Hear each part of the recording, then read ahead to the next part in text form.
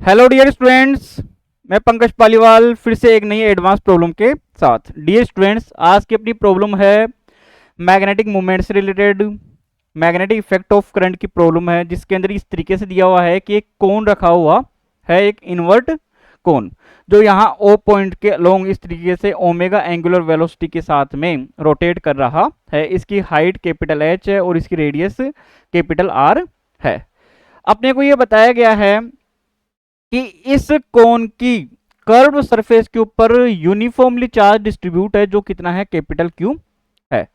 तो the magnitude of magnetic field at 0,0,z, तो इस पॉइंट के ऊपर जो मैग्नेटिक फील्ड है उसकी वैल्यू ये दे दी अपने को।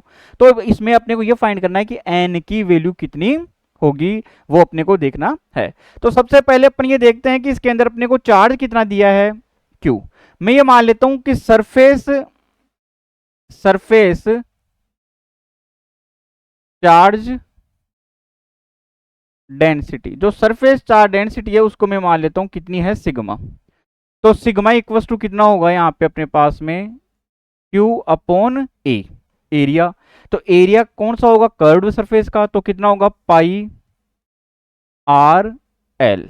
और ये मैं मान लेता हूं कि ये वाली लेंथ है इसकी, जो स्लेंट हाइट, ये कितनी है यहां से, कैपिटल एल।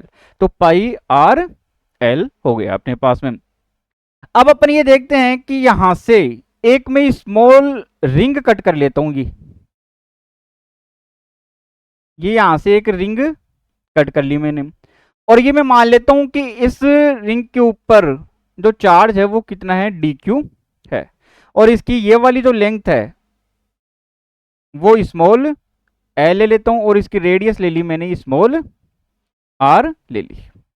तो यहां से अगर मैं डी क्यू की वैल्यू निकालना चाहूं, तो डी क्यू इक्वल टू कितना होगा, सिग्मा इंटू डी ए बन जाएगा।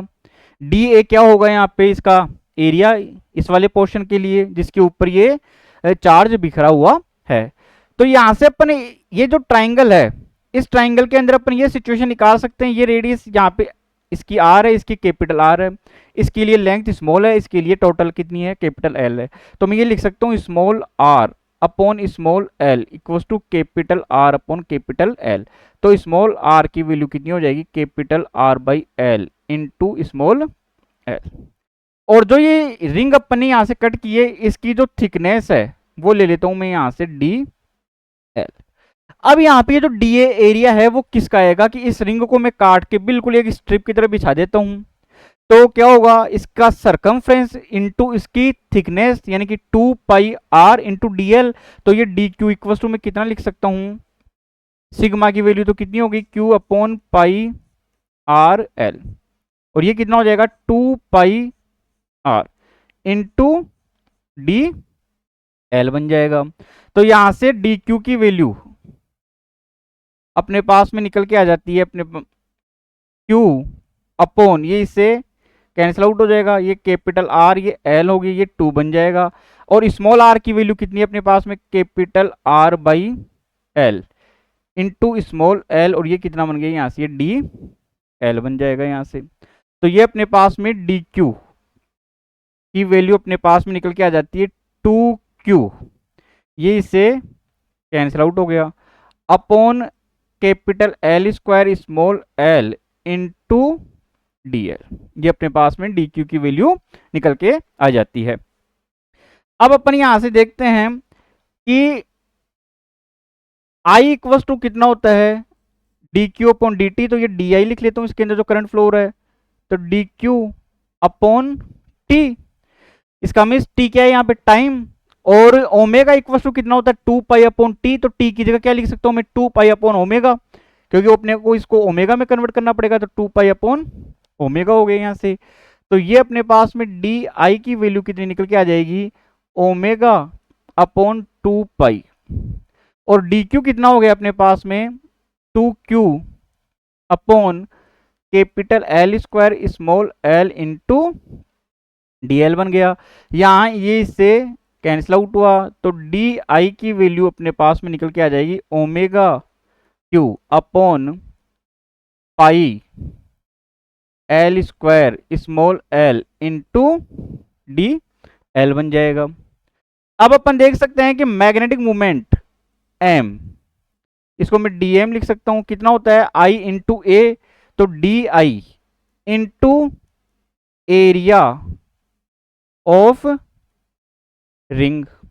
ये जो एलिमेंटल रिंग है जिसको अपन ने काटा इसका एरिया, तो D M equal to D I की वैल्यू अपन ने निकाली omega Q upon pi L square L D L, और एरिया कितना होगा पाई आर स्क्वायर।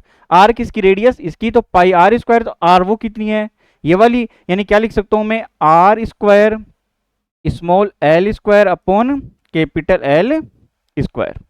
अब इसको मैं इंटीग्रेट कर देता हूं यहां से, जीरो से लेके कहां तक, कैपिटल एल तक, क्योंकि इसको मैं यहां से लेके यहां तक कहीं से भी इसको कट कर सकता हूं।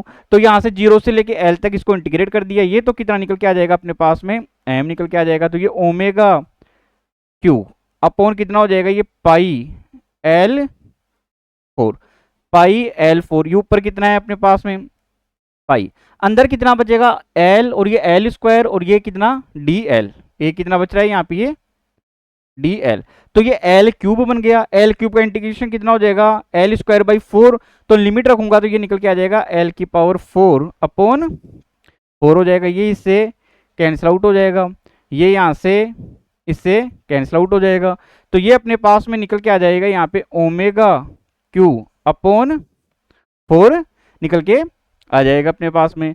अब अपने को पता है यहां से कि ये अपने को दे रहा है कि मैग्नेटिक फील्ड 0,0, जेड के ऊपर कब, जब जेड की वैल्यू क्या हो आर से बहुत ज्यादा हो और जेड की वैल्यू एच से बहुत ज्यादा हो। तो जब जेड की वैल्यू आर से बहुत ज्यादा हो, यानी आर बिल्कुल कम हो जाए, एच भी बिल्कुल कम हो जाए, तो ये एक तरीके से पॉइंट चार्ज की तरह बिहेव करेगा, और वो पॉइंट चार्ज अगर घूमता रहेगा तो वो एक तरीके से मैग्नेटिक मूवमेंट डेवलप करेगा।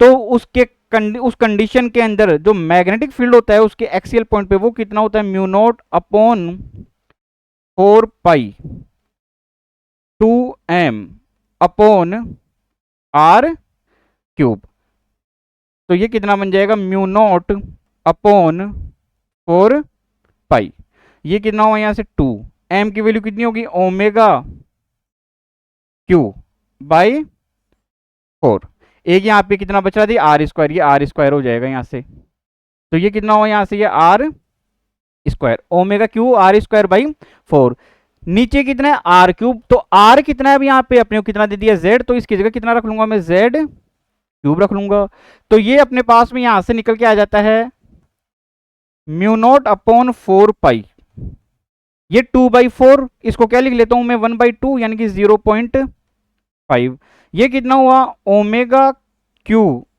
Are square upon Z cube.